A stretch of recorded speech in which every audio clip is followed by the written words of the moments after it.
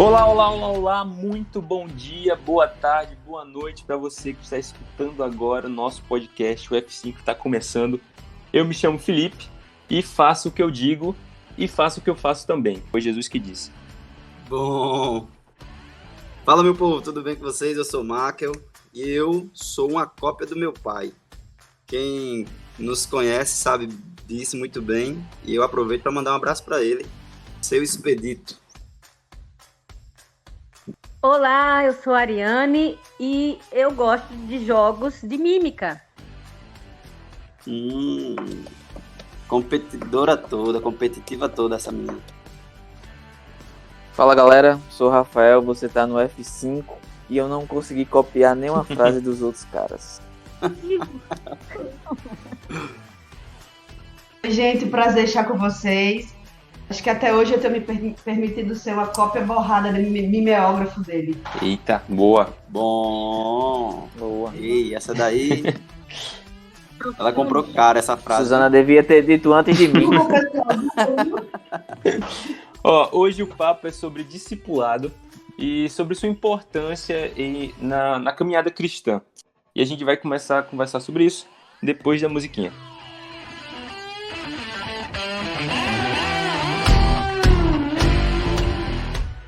Quem tem ouvidos para ouvir, que ouça.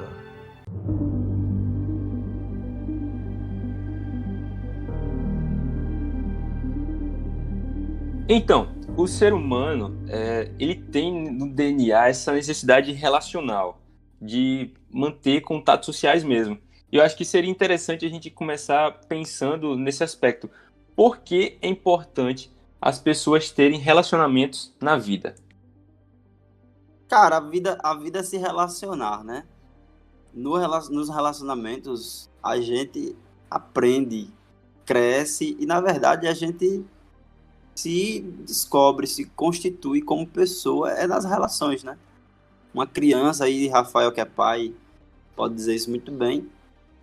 A criança aprende a falar e ser gente, ser uma pessoa, né? Um indivíduo único e tal, através da relação que essa criança tem com seus pais, né, com seus irmãos, sua família, de modo geral, as pessoas, né? Então, é na convivência que se vai se constituindo como um indivíduo único, né? E apesar de que é na imitação, né? Nas relações a gente vai imitando, né? E as relações, elas basicamente são importantes por causa disso, porque é nas relações que nós nos encontramos, nós nos descobrimos, penso eu. Com certeza, né? E assim, a gente é diferente e a gente vai aprendendo essas diferenças, com os erros que a gente comete e com os erros que os outros cometem também.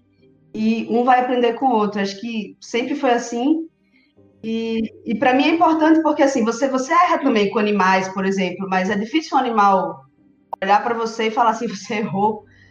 E às vezes a gente aprende com o animal quando ele chora, né? Com as pessoas também quando elas choram, mas eu acho que com essa dicotomia entre o que somos e o que o outro é, a gente vai crescer muito sempre. Eu tava pesquisando e tem aquela pirâmide de necessidades que se usa no marketing, na administração. E eu pesquisando sobre o tema, eu vi um site cristão que o cara invertia a pirâmide e colocava a necessidade social na base, antes das necessidades fisiológicas. E eu fiquei pensando que talvez não antes das necessidades fisiológicas, mas na vida de Cristo, a necessidade de se socializar talvez fosse mais importante. Mais importante do que o status, do que se realizar, era a necessidade de se socializar. E na nossa vida, deveria ser assim. A nossa maior necessidade deveria ser socializar. Passar adiante alguma coisa que a gente aprendeu e que a gente precisa passar. A gente vai ver mais para frente que o mundo hoje ele ensina a gente a ter relações muito rasas. E pro discipulado ter relações rasas é muito... Inclusive era isso que eu ia perguntar, qual o motivo da gente hoje em dia ter mais amigos do que intimidade em si, né? Porque hoje a gente sai Na verdade, hoje não, porque a pandemia tá aí, mas a gente geralmente sai mais com os amigos, tira fotos, conversa bastante, mas a gente não tem essa intimidade profunda de saber quais são os problemas que eles realmente estão passando. E aí eu queria saber de vocês o porquê exatamente disso. A gente tem essa amizade, mas nos nossos relacionamentos sociais falta essa intimidade. Lilo, você já percebeu que quando a gente passa tempo com as pessoas que realmente a gente tem intimidade, a gente pouco faz foto, e às vezes você para pensar e digo, nossa, essa pessoa é tão íntima, mas a gente tem pouquíssima foto. Isso acontece comigo algumas vezes. Aí eu fico pensando, provavelmente é porque nós aproveitamos bem o tempo que passamos juntos, né? E a gente não está preocupado em mostrar para outras pessoas, porque muitas vezes a gente, essa questão do registro fotográfico tem um lado aí de relacionamentos virtuais, né? As pessoas estão muito focadas em postar em redes sociais, em mandar fotos ou mensagem de texto, alguma coisa assim, mas pouca convivência. E de fato você mencionou o contexto que a gente está vivendo, né, nesse ano de 2020, sobre a pandemia de isolamento, né? Eu já ouvi duas expressões e as duas são ruins: isolamento social e distanciamento social. São duas expressões ruins e nós que estamos vivendo nesse contexto sabemos o quanto é ruim e prejudicial para a nossa saúde mental, por exemplo.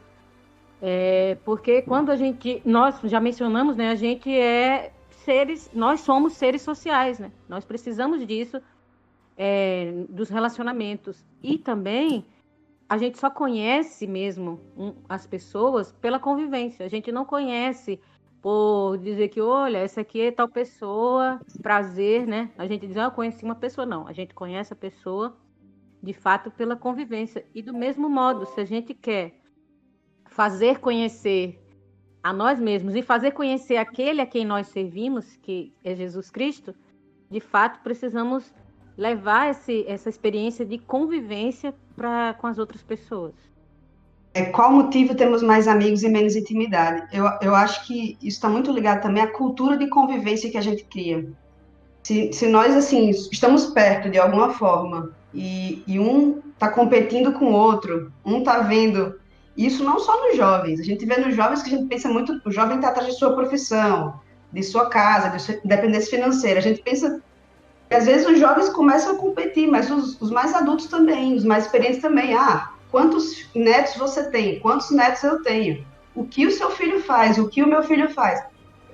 Qual a qualidade da convivência que estamos tendo também? Será que estamos realmente criando uma convivência de cooperação ou estamos criando uma competição entre nós? Eu acho, de certa forma, até trágico, por exemplo, nós sermos uma comunidade cristã e não vivermos o discipulado, a intimidade que Deus espera de nós.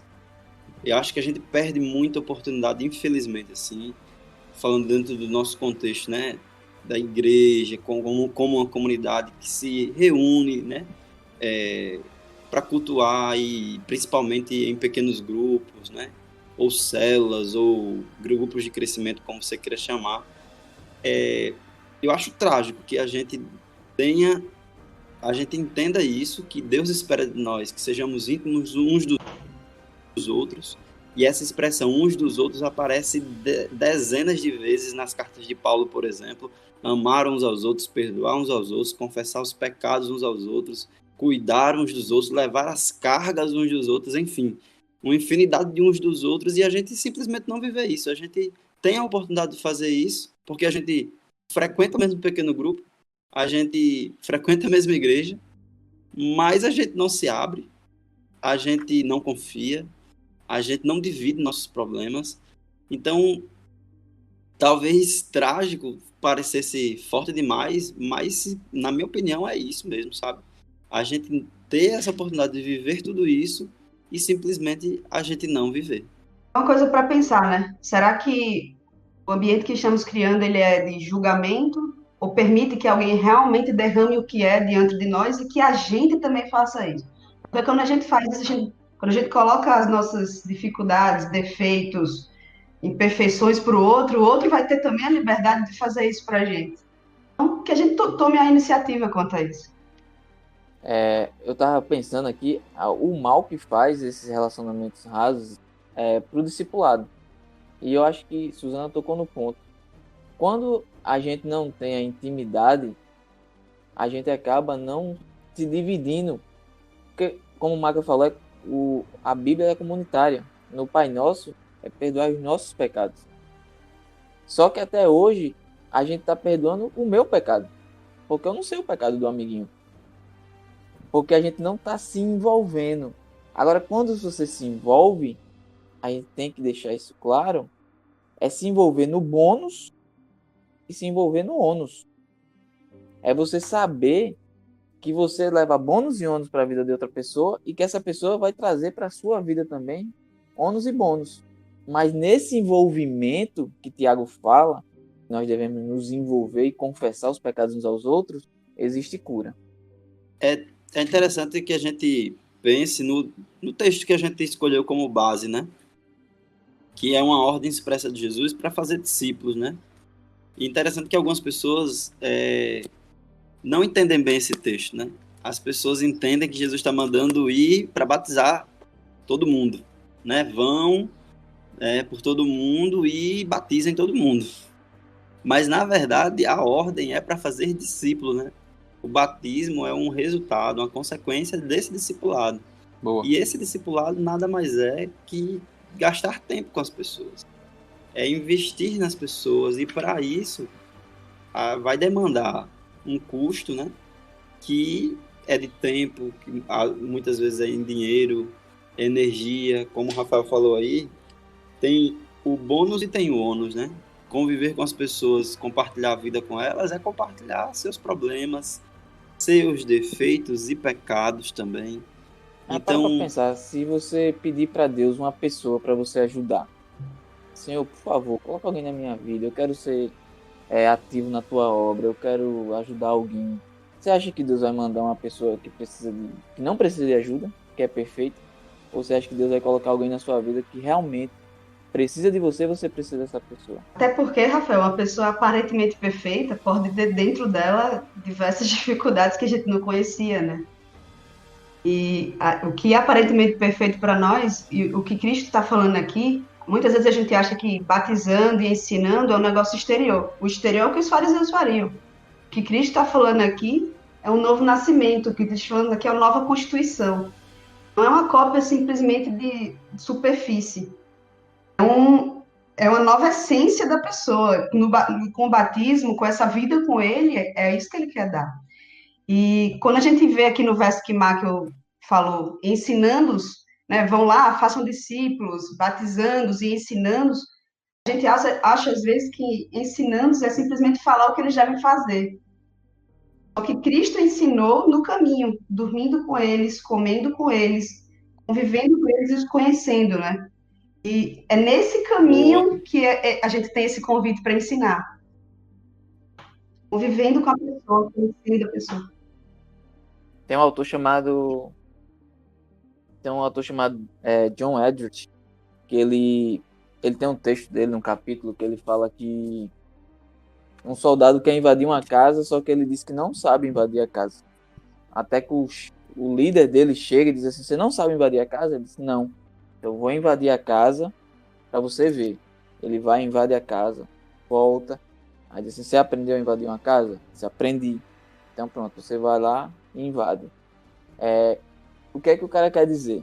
Ele quer dizer que muitas vezes a gente precisa mostrar na vida prática como se viver.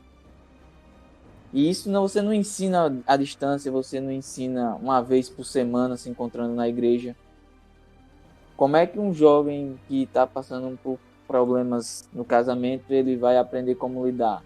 Conversando na prática com outras pessoas que passaram por isso. Então os iguais, no discipulado, os iguais precisam se encontrar. Eu preciso saber quem tem o mesmo problema que eu, para juntos a gente conseguir achar um caminho, um suporte um no outro. Só que quando a relação é rasa, como a gente já conversou, ninguém se encontra. E se ninguém se encontra, acaba não tendo cura, mas exteriormente tá tudo bem. Por quê? Porque ninguém confessa, tá tudo perfeito.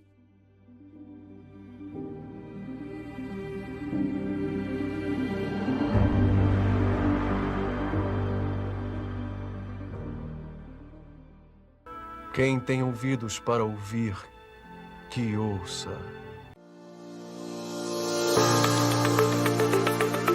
Cristo, ele foi e é nosso maior exemplo, e como vocês bem falaram aí, ele deixou várias provas de que a gente deveria se envolver intimamente com as pessoas.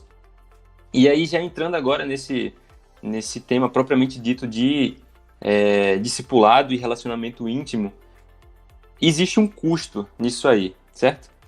E com custo você pode falar várias coisas. E aí eu queria saber de vocês, que custo é esse? Qual é o preço que a gente paga para discipular alguém? E se vale a pena ou não? Essa é uma pergunta boa, né? Porque é uma pergunta que às vezes a gente não pesa. Em Mateus 16, 24 e 25, Jesus disse aos seus discípulos: se alguém quer ser meu seguidor, negue a si mesmo, tome a sua cruz e siga-me. Se tentar se apegar à sua vida, perderá. Mas se abrir mão de sua vida por minha causa, a encontrará. O convite ao discipulado, eu vou jogar aqui para os outros o que isso significaria de uma forma prática, é um convite para a morte. Olha, eu peguei minha cruz, eu morri e eu dei vida para vocês. E o convite para eles, para a gente de Cristo para a gente vocês também agora, peguem a cruz, morram e sigam-me. Cara, isso é pesado, né? Porque, como você falou, Suzana, às vezes a gente não calcula, né?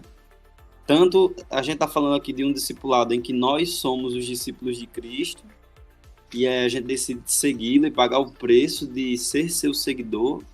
E aí ele deixa bem claro os termos, ele não nos esconde nada, né? Não tem letras pequenas. Não, asteriscos no final do contrato. Não existe isso, ele deixa muito claro o que nós vamos perder e o que nós vamos ganhar. E é uma escolha que a gente faz. Eu gostei muito do título do podcast, Cópias Autenticadas de Jesus, porque, na verdade, todo cristão, em essência, é uma cópia autenticada de Cristo, né? Ou uma cópia de Cristo. Mas nem todos aqueles que se dizem cristãos são, de fato, uma cópia exata. E aí a gente precisa da autenticação, né? De uma autenticação do cartório do céu, vamos dizer assim, que diz que essa cópia é de fato autêntica, né? E essa autenticidade, na minha opinião, é o discipulado. É aceitar os termos de Jesus e segui-lo pagando o preço que precisa ser pago.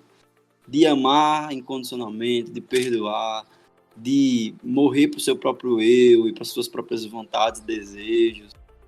Gastar tempo com as outras pessoas, porque dentro desse contrato, entre aspas, tem a ordem de Cristo de que eu, como discípulo, devo ir por todo mundo e fazer também discípulos. Pessoas que olhem para mim, vejam Jesus e me imitem por causa disso. E o sigam através de mim nesse caminho, como Suzana falou, né?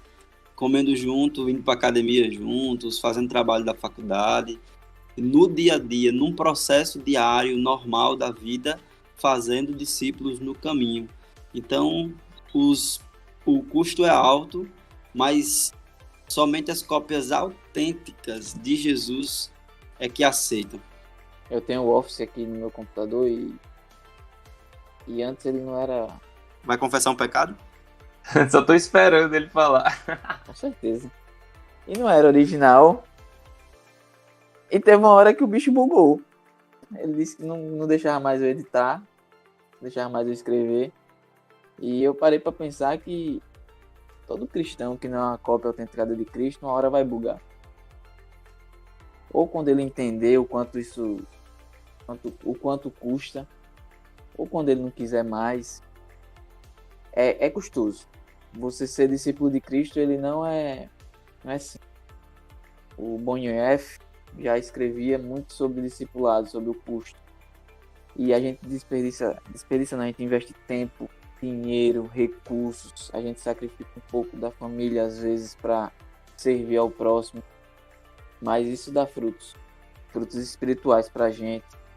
Eu fico pensando, quando eu saio de casa ou quando eu vou para algum canto com a minha família em prol de um terceiro que não é da família, ou seja, você já parou para pensar a influência que eu estou levando a Maia, a minha filha?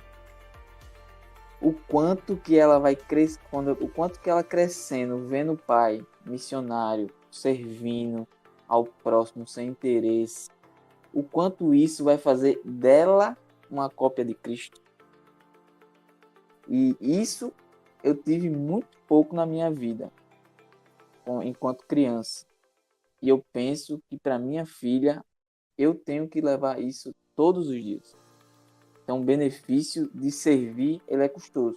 Mas, por exemplo, para mim, ele tem um ganho incrível na minha família. Acho que essa questão de morte que Suzana bem falou aí é muito interessante, porque acontece muitas vezes de que você quer ser um discipulador de pessoas, né? Quer ter um relacionamento íntimo com as pessoas, mas justamente não paga o preço. E esse não pagar o preço é você não aceitar ou talvez não entender que Jesus morreu primeiro por você, né? E para ter um relacionamento íntimo com você e tudo mais. E essa questão de custo, eu acho que também entra num quesito muito maior do que financeiro, né? As pessoas acham que para discipular pessoas você precisa pagar uma cesta básica ou algo do tipo e tirar da sua carteira, quando vai muito além disso. Você paga com o seu tempo. Esse é o custo discipulado. Você disponibiliza, você abre mão do seu tempo que você poderia estar fazendo coisas pessoais ou até mesmo momentos de diversão, e aí abre um leque para o que for que seja, mas você abre mão desse tempo que você estaria gastando consigo mesmo para estar gastando com outras pessoas e também participando dos problemas dela. E esse é o maior desafio, né? Essa coisa do tempo, ela é muito real, assim, porque no nosso cotidiano, a gente tem a impressão de que 24 horas não são 24 horas, né? 24 horas parecem Isso. 12 apenas, porque tá tudo muito corrido, tá uma loucura, o mundo tá uma loucura, a gente tem informação demais, a gente tem atividade demais, a agenda tá sempre cheia, curso disso, curso daquilo, enfim, uma infinidade de coisas que a gente tem que fazer. E aí, para discipular, a gente precisa abrir mão de alguma coisa, e isso requer tempo, né? A gente precisa dedicar tempo para as pessoas. E isso é uma coisa muito complicada nos dias de hoje, assim. Ser um discipulador, alguém que tem consciência de que precisa, né, discipular pessoas e passar tempo com elas, é hoje algo muito raro e nobre, porque tem a ver com o tempo. Alguém que entende que é um discipulador e entende que precisa abrir mãos de tempo que gastaria consigo mesmo para gastar esse tempo, investir tempo, na verdade, com as pessoas. Isso que você falou, Mark, realmente é importante. Eu estava até ouvindo uma professora de dança, que é também psicóloga, e ela mencionando que na época que ela tinha a escola de dança, as pessoas sempre chegavam para falar com ela e ela dizia: eu não tenho tempo, mas pode falar. Tipo, é como quem olha pelo ombro, né? Assim, fala. E muitas vezes a gente tá dessa maneira. Mas se a gente parar para pensar quanto é importante ter referências, né? Ter discípulos. Ter essa experiência do discipulado, de ter momentos uns com os outros, de mostrar como nós somos, né? De fato, não forçar, porque às vezes a gente pode estar falando de preço aqui e parecer que a gente tem que se esforçar, fazer uma coisa, um sacrifício, e na verdade esse sacrifício ele tem que ser muito espontâneo, né? Na verdade deve ser uma coisa muito natural de viver, de fato, e pela nossa vida as pessoas também verem. Claro que esse preço do tempo, ele é necessário, mas acho que cada um de nós pode buscar na memória as nossas referências, aquelas pessoas que nos influenciaram na nossa trajetória, na nossa caminhada com Deus, né? Pessoas que nós olhamos e dissemos assim, nossa, eu quero ser assim, como essa pessoa que vive dessa maneira, ou como essa família, que você percebe que as pessoas dessa família vivem de fato aquilo que eles ensinam, que pregam nas palavras, eles também ensinam no viver, né? Eu acho que todos nós temos algumas referências assim. E é tão importante, como o Rafael falou, porque às vezes até nem na família as pessoas não têm. E elas vão procurar no ambiente, muitas vezes da igreja, ou um ambiente de convívio social no trabalho, alguém que é um modelo, que é uma referência com base naquilo que nós temos aprendido do nosso mestre. Ariane, esse é o verbo. Aquele que é ser. A gente pensa muito, às vezes, em igreja, nesse contexto religioso, em alguém que fazia uma coisa e passa a fazer outra. Em alguém que se comportava, que tinha um conceito de moralidade, muda esse conceito de moralidade. Come de um jeito e passa a comer de outro. Se veste de um jeito e passa a se vestir de outro. Mas aqui, a base do discipulado é ser. E é por isso que Cristo traz a morte. Negue-se a si mesmo, toma a tua cruz. É um convite para a morte. Por quê? Porque a gente precisa nascer de novo. O convite que foi feito a Nicodemos. Olha, você precisa nascer de novo. E eu tenho um verso aqui que eu gosto bastante. Em Lucas 6,40, fala assim, os discípulos não são maiores que seu mestre, mas o aluno bem instruído será como mestre. Será como mestre, porque é o mestre que faz isso nesse aluno. Nós não fazemos discípulos para nós. Todo discipulado, todo discípulo é para Cristo. É para ser como ele, é para ser como mestre. É ele o alvo, a gente chegar até ele. Não simplesmente no que a gente faz, mas com o que somos. E é isso que ele está morrendo, é isso que é o maior desejo dele. Fazer de nós novas criaturas, o convite que foi feito a Nicodemos. E é por isso que quando Cristo foi lá e apareceu no mar, andando sobre as águas, o Pedro quis fazer igual. O mestre dele estava ali. O meu mestre tá ali, o meu mestre faz isso, o meu mestre é isso. Eu quero ser igual a ele. Olha, me chama para andar sobre as águas também, porque eu quero experimentar algo parecido com isso. Né? E... Não. Desculpa. Pode continuar. A gente tá preocupado tanto no que a gente faz, no que o outro faz, Então, e o Espírito Santo mergulhando na gente para que a gente seja novo. Esse texto de Lucas, eu pulo um pouco mais pro final aqui do que eu separei, entre o 40, que eu já li, até o 44, ele fala assim, uma árvore boa não produz frutos ruins, e uma árvore ruim não produz frutos bons. Uma árvore é identificada por seus frutos. Ninguém colhe figos de espinheiros, nem uvas de arbustos espinhosos. A videira da uva.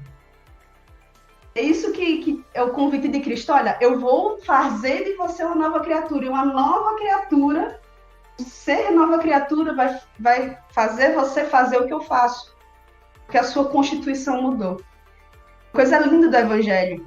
Não é simplesmente o que a gente faz. Cristo renova o que a gente é. E vocês estudaram sobre a graça, né? A graça é Cristo me salva. Cristo me salva, eu vou para o céu. Lógico, eu vou para o céu, mas Cristo me salva aqui também. Cristo faz de mim uma nova criatura aqui. Não, maravilha. O que ia comentar da outra vez era que o próprio termo cristão, né? Os cristãos, era um termo pejorativo para identificar aquelas pessoas que andavam muito com Jesus e o Cristo e se pareciam muito com ele.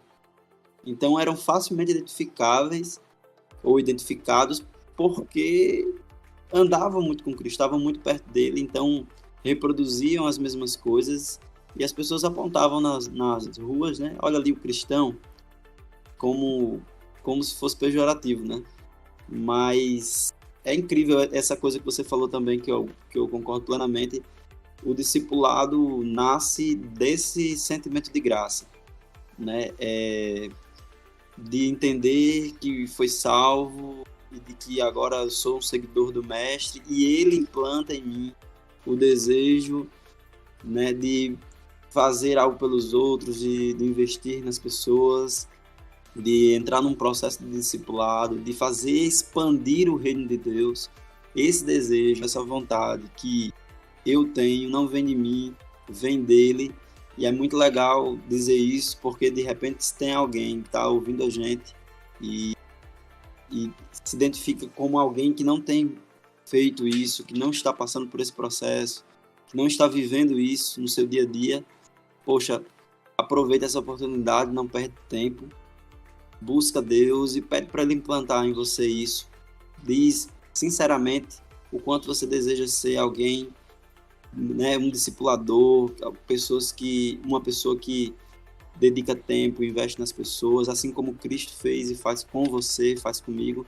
Eu acho que a gente precisa abrir o nosso coração e nos entregarmos à influência do Espírito Santo, pois é Ele, o Espírito Santo, que vai fazer de nós aquilo que nós não somos e vai fazer muito mais pelas pessoas através de nós. Vocês falaram sobre tempo, né? Uma vez eu e Henrique, a gente não era casado ainda, a gente foi tirar férias. E aí eu falei pra ele, assim, até meio constrangida, né? Porque eram as férias dele. Henrique, vamos fazer um pequeno grupo lá nesse lugar que a gente vai passar férias. E aí ele, tá bom, vamos fazer. A gente passava o dia passeando e a tardezinha, à noite com um pequeno grupo. E assim, foi uma coisa pra gente muito enriquecedora. Alguns amigos lá que eu tinha nesse lugar. E aí, quando eu voltei para São Paulo, uma pessoa falou comigo assim, cara, eu tava com tanta vergonha de estar diante de pessoas cristãs, porque eu já errei tanto na minha vida. Assim, eu tenho tanta vergonha, porque assim, eu não tenho mais credibilidade. Eu já errei, já voltei, aí eu erro de novo, e aí, cara, não tenho como ficar mais perto dos cristãos ou da igreja, assim, eu tô com vergonha. Aí ela falou, com o PG, com o que a gente conversou, com o que a gente estudou, eu entendi o que Cristo é para mim e o que Cristo é em mim. Eu nunca tinha realmente compreendido totalmente isso. E é engraçado, né? Porque já não somos mais nós que vivemos, é Cristo que vive em nós. E aí essa pessoa falou para mim, agora eu não tenho mais vergonha de ir para a igreja, eu sei que é Cristo que vive em mim, eu sou realmente pecadora. Mas Cristo faz de mim uma nova pessoa e eu estou pronta para isso. E é incrível isso, porque, assim, às vezes é o seu tempo, é o mínimo. A gente não tem instrução formal, a gente não sabe muita coisa de teologia, a gente estava lá com ela, a gente conseguiu ouvir essa pessoa. E essa pessoa entendeu coisas que ela nunca tinha entendido, apesar de ter uma formação cristã durante toda a sua vida. E esse eu acho que é o verdadeiro F5, né? É a verdadeira atualização da mente quando você começa a entender que o verdadeiro sacrifício de Cristo e a sua real condição, né? No caso, a nossa real condição como pecador, mas mesmo assim amado por Deus e alcançado pela graça. Deixa eu só dizer uma coisa muito importante aí, é que eu fazia parte desse pequeno grupo aí que Suzana falou.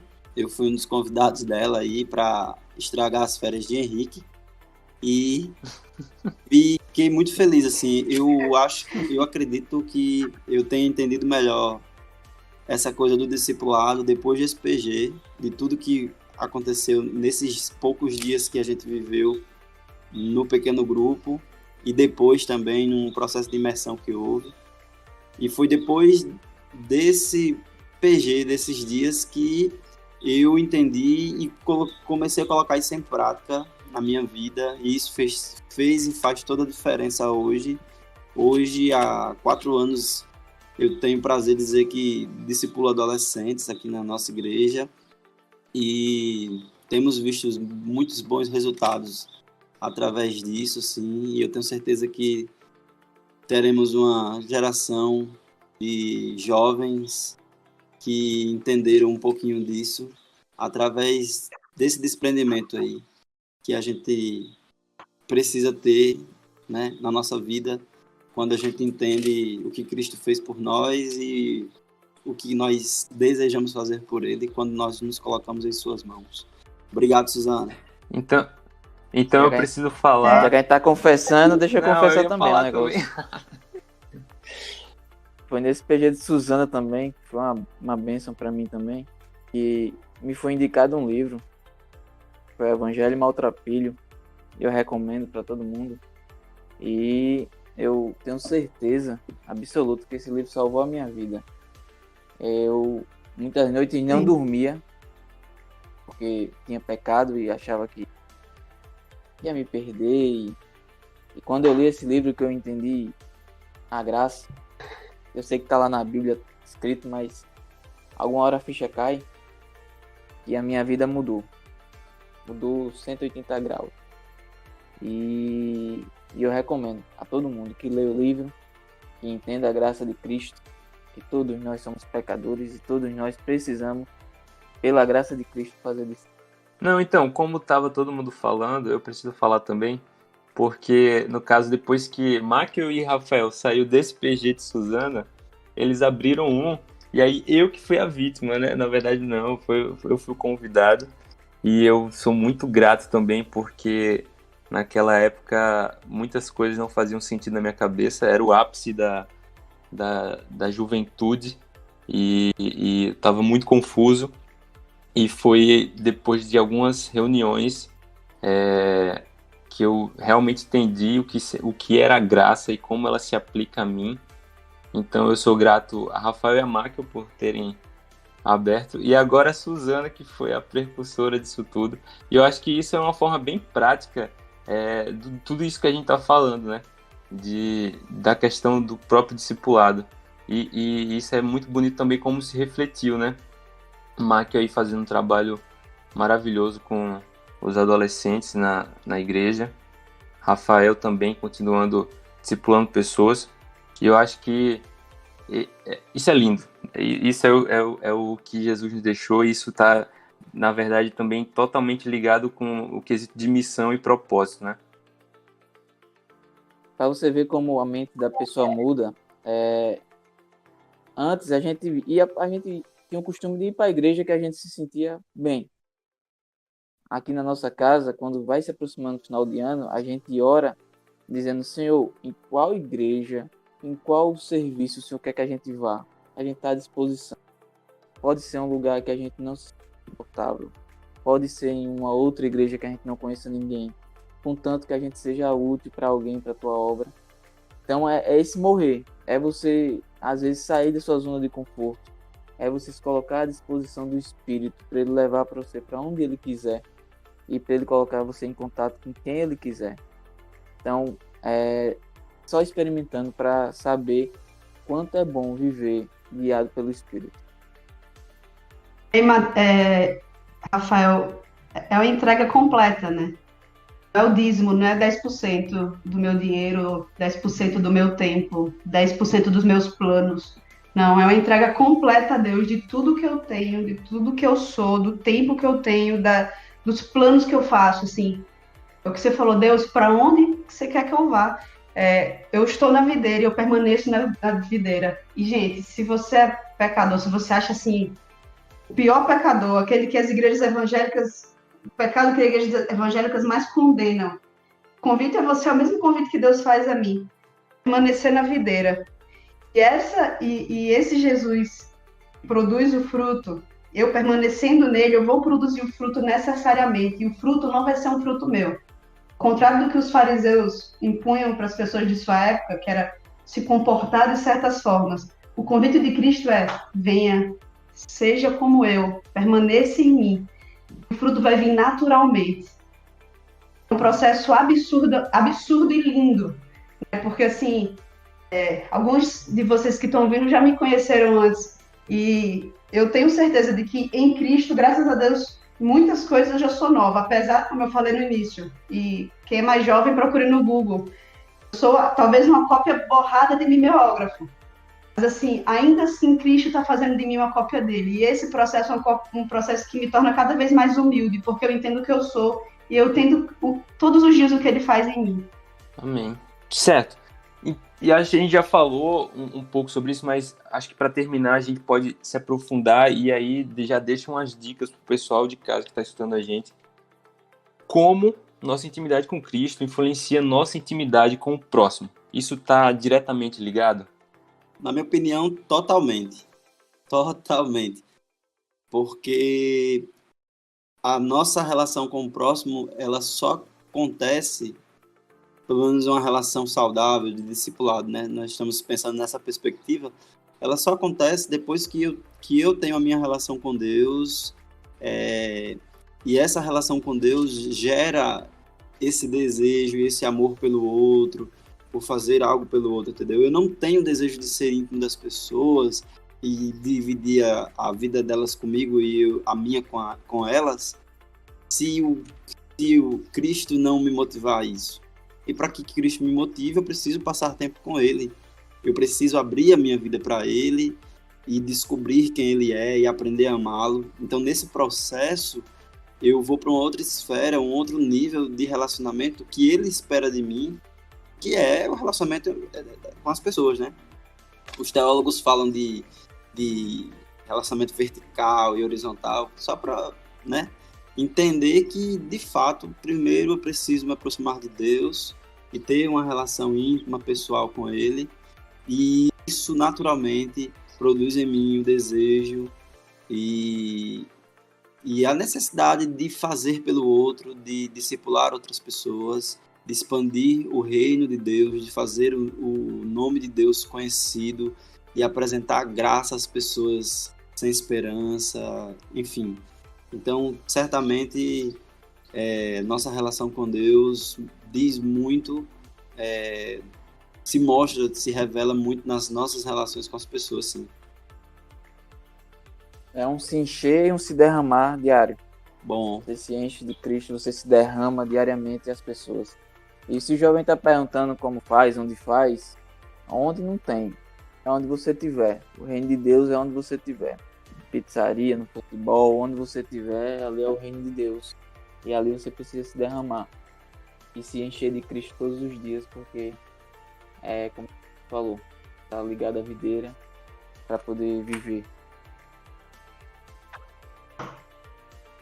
E se você está com dificuldade de alguma forma, como é que eu vou chegar a Cristo? Entenda, e esse é o pressuposto. Toda a história, é Ele quem está atrás de você.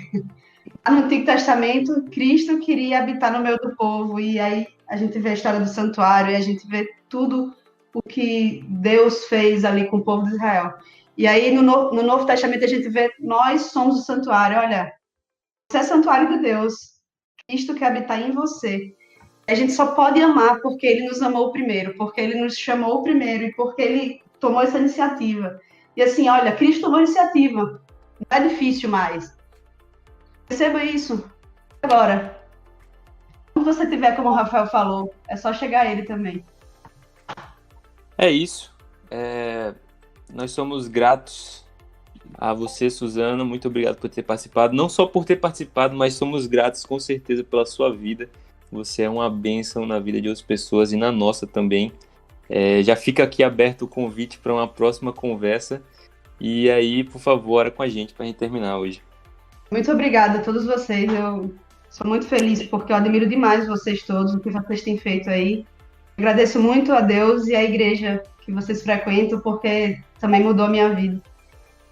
Paizinho querido, eu te agradeço demais, Senhor, porque o Senhor tomou a iniciativa e o Senhor morreu, e o Senhor nos faz esse convite para a morte para o nosso tempo, para os nossos planos, para o nosso dinheiro, para que outras pessoas mais recebam esse convite também de morrer, que esse ciclo continue e que essa corrente continue, para que esse mundo todo saiba quem o Senhor é e o que o Senhor faz na nossa vida e o que o Senhor também nos inspira e o Senhor nos motiva, o Senhor nos leva a fazer também para o próximo, que as pessoas que estão ao nosso redor de alguma forma conheçam quem o Senhor é, que todas essas cópias autenticadas levem ao mundo esse amor inigualável, esse amor inimaginável, esse amor que realmente transforma as nossas vidas todos os dias. Que o Senhor faça em nós aquilo que o Senhor quer, e que o Senhor nos leve para onde o Senhor quer, em nome de Jesus, Pai. Amém.